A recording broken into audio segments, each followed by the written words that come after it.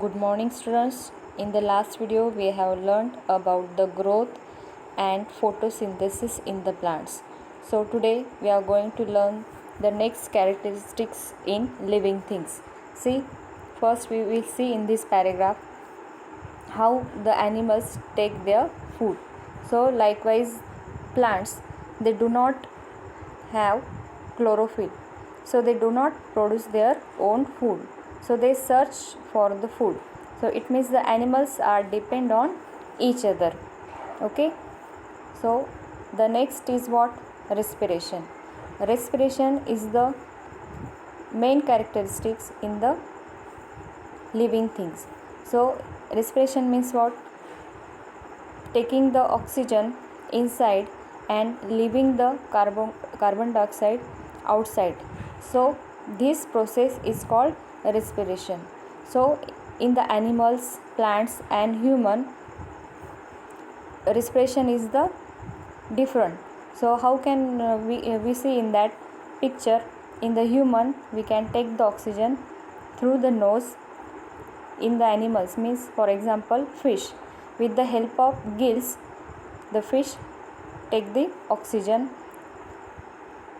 After that, in the plants, how can they take the oxygen? The plants respire by the means of microscopic pores on their stem and leaves. So respiration is a characteristic of living things. Understand? So the respiration is different in animals, plants and human. So the next characteristic is what? Excretion. So excretion means unwanted material or waste substances are formed during the many processes that take place in the bodies of animals. These are called excreta, and the process of eliminating them from the body is called excretion. So the animals have the specific organs for excretion. So whatever we take the food, that digest in us digestive system, and whatever the unnecessary unwanted material that excrete means throughout the body. So this process is what? Excretion. So we will see in the plants how the excretion is formed. Okay, so for example, some plants shed the leaves in a specific season. Shedding of the leaves means whatever the waste material or substances that store in the leaves, and after the some time or some period, so plants are shed along with the leaves. You can see in this picture how the tree shedding the leaves. Okay, so we will move the next page.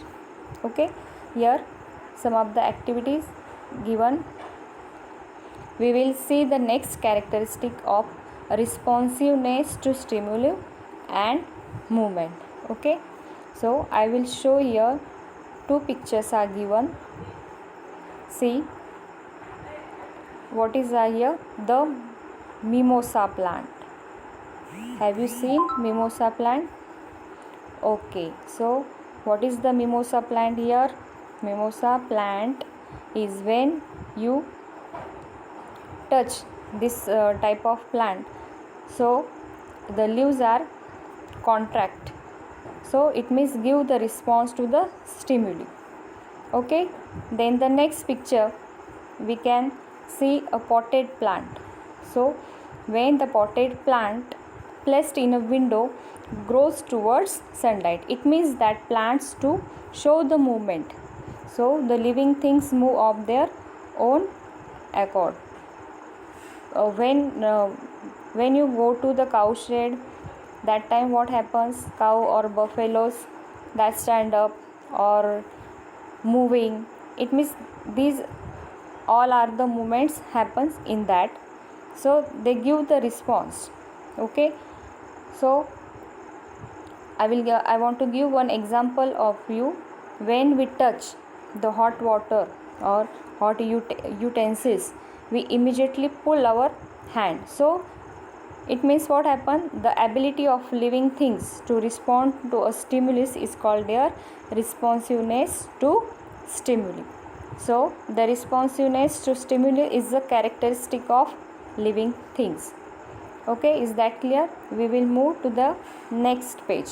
So the next characteristic is of living thing is what? Reproduction. Reproduction, it means what?